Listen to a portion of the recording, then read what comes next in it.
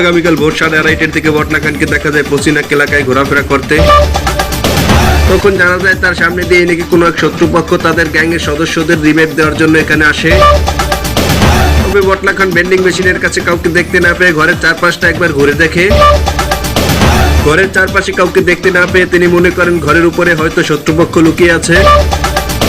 তৎক্ষণাৎ তিনি ঘরের ভিতরে চলে যান এবং অনেক ছলাকলার মাধ্যমে শত্রুপক্ষের অবস্থান বোঝার চেষ্টা করেন। অনেকক্ষণ যাবত চেষ্টা করার পরে শত্রুর কোনো প্রকার সারা শব্দ না পেয়ে তিনি দোতলায় ওঠার চিন্তা ভাবনা করেন। যখনই তিনি উপরে উঠতে যায় তখনই শত্রুপক্ষ তার উপর অতর্কিত হামলা চালিয়ে দেয়। হামলার পাশাপাশি বটলা খানের উপর নেরোকেটর চালু করে দেয় শত্রুপক্ষ, যার কারণে বটলা খান চাঁদের দেশে চলে যায়।